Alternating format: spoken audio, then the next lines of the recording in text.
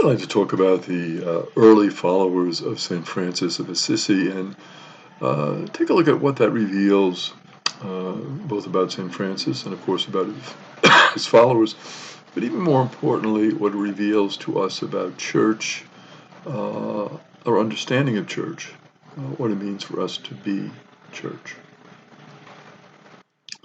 One of the earliest followers of St. Francis was Bernard of Quintavalle. Bernard was a wealthy lawyer from Assisi, and he sold off his property and distributed his gains to the poor after Francis stayed at his house.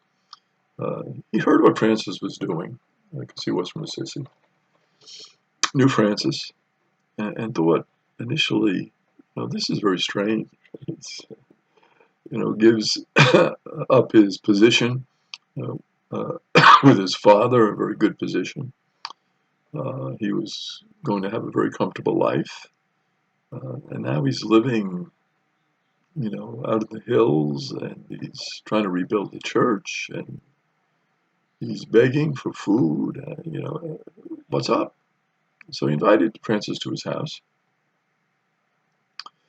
and he realized that Francis was authentic, that Francis was really truthful, and that he was embracing this way of life because of his love for Jesus, his love for the Gospels, and his commitment to try to follow Jesus as completely as he could.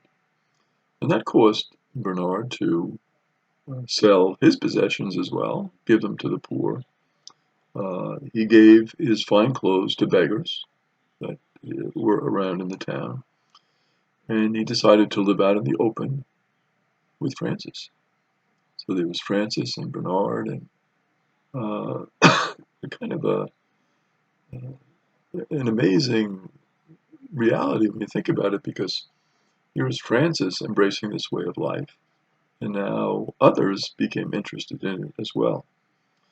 Francis was very happy to have companions, because even though he wanted to follow Jesus and embrace the gospel, it was a lonely life, living by himself. He had his companions, of course, with the animals, and loved nature, embraced nature, but that sense of human companionship, he missed other people. And so when other followers joined him, he was happy, he embraced that. So he decided to tell his followers that they would not have to beg for food. He thought that would be too difficult for them to do. It might discourage his companions, and they might decide to abandon, the following and go back to their regular way of life. So he said, well, this is one thing you don't have to do. We'll spend time in prayer. We'll try to rebuild the church, but as far as begging for the food, you leave that to me.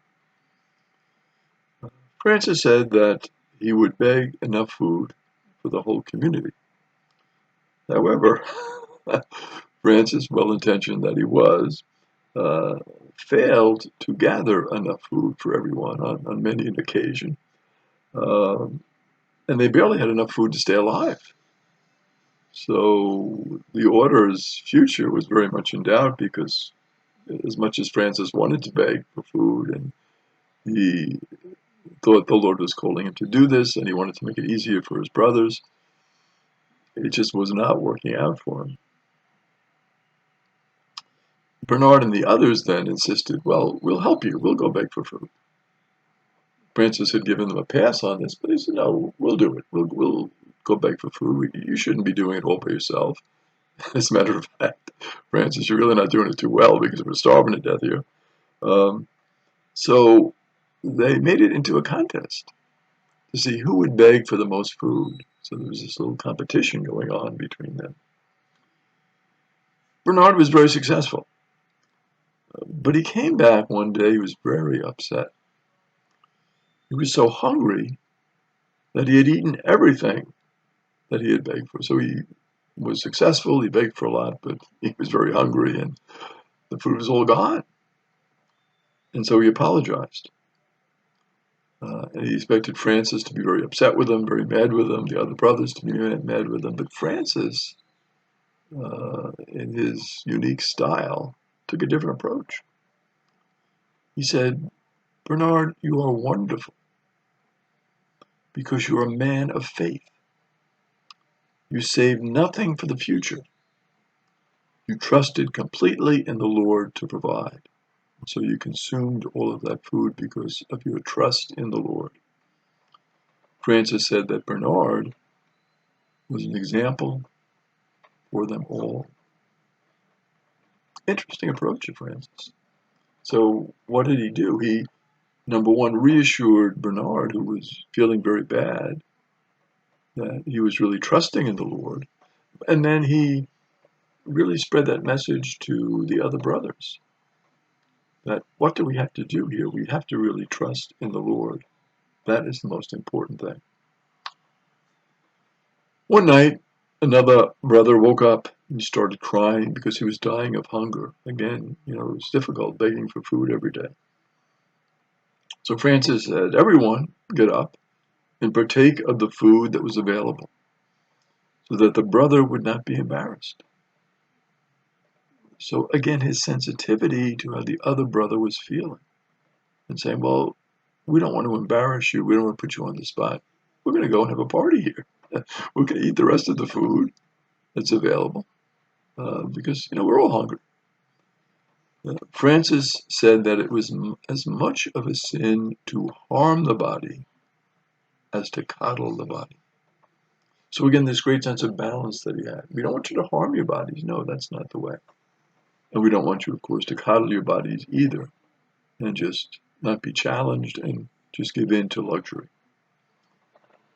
Another brother in the early group was Juniper, and he was a brother who was very good, he was very loving, but he was intellectually disabled. He suffered from some mental challenges. So an ailing brother in the community had this craving for ham. He just, was sick, and he said, oh, if I can only have some ham. And again, it shows you how in the early community food was such an issue. And I guess it's really a universal issue. It's an issue in every community. So Juniper found his hoe, and he hacked off its leg. The pig farmer was very upset that his little pig was hacked like that. That was terrible. Francis knew, of course, this was a theft, and told the pig farmer that they would do anything that he wanted to make up for the loss. But the man just grew more upset.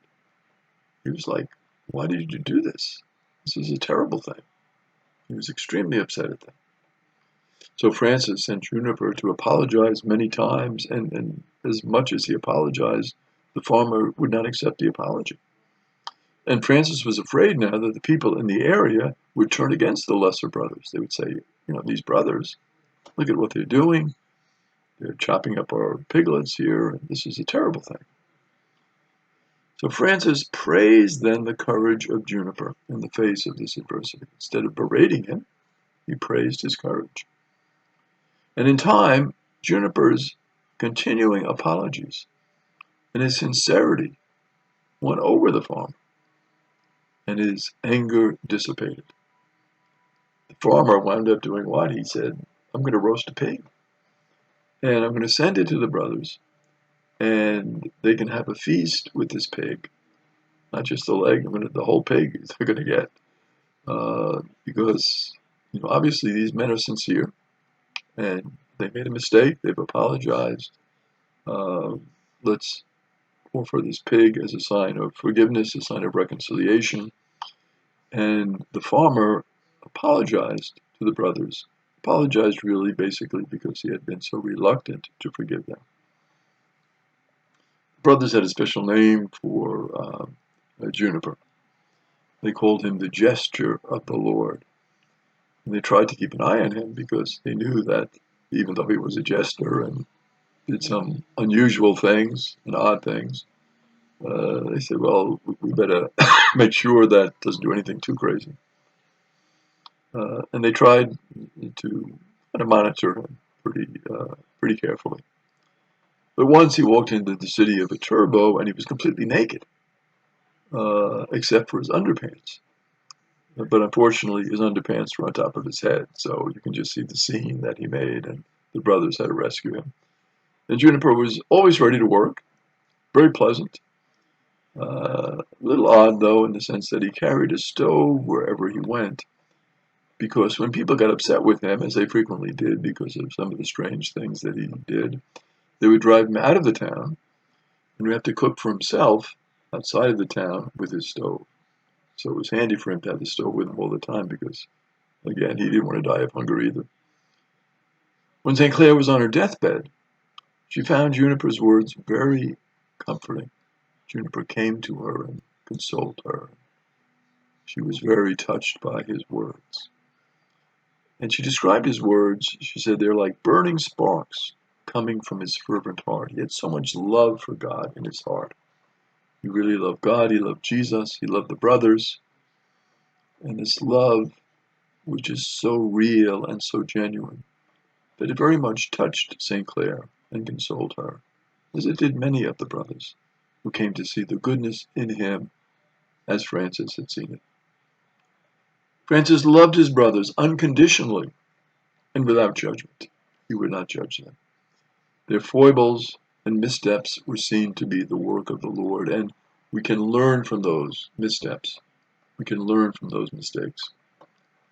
Bernard of Quintavalle was sent by Francis to Bologna to preach. Very smart man, and Francis thought he's going to be a good preacher. He's very sincere. And he had been a student there. But unfortunately, he endured insults. Many of them were from bullying children who were making fun of him. And the judge asked him then who he was and why he came into the city. He said, why are you here? What are you doing here? Bernard took the rule of St. Francis out of his tunic to show to the judge. And the words were from the gospel about selling everything that you have and giving the proceeds to the poor, and to trust in the Lord to provide and to follow the Lord. And these three teachings so touched the judge that he said, this is the highest form of religious life I have ever heard of. This religious life that they're leading is so amazing. It's so wonderful. They truly are following the gospel. They're abandoning everything that they have and just following Jesus completely. And it's amazing what these men are doing. So he gave Bernard a suitable place to live. And his fame grew there in Bologna. And to the point where he got embarrassed because people kept coming to him for teaching and for help and for assistance. So he went to Francis and he asked him to send someone else to Bologna, please, so that he could return to his simple gospel life. It became too much for him. He just wanted to follow Jesus in a very simple way. He didn't want fame. He didn't want a lot of people coming to him for advice or for wisdom. He just wanted to follow God in a very simple and quiet, in a very humble way. These interactions of Francis with his earliest brothers show, I think, the patience of Francis with people, and his ability to affirm them and to find the good in them. And in that way, I think Francis becomes a role model for all of us in the Christian community.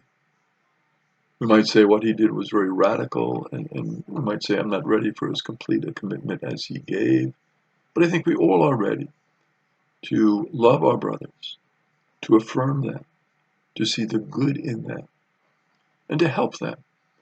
And when the brothers do some strange things, some odd things, some unusual things, try to guide them to see the good in what they're doing, and to trust in the Lord, as Francis did. And I think that extreme act of patience on his part was because he had such a genuine, complete, and total trust in the Lord.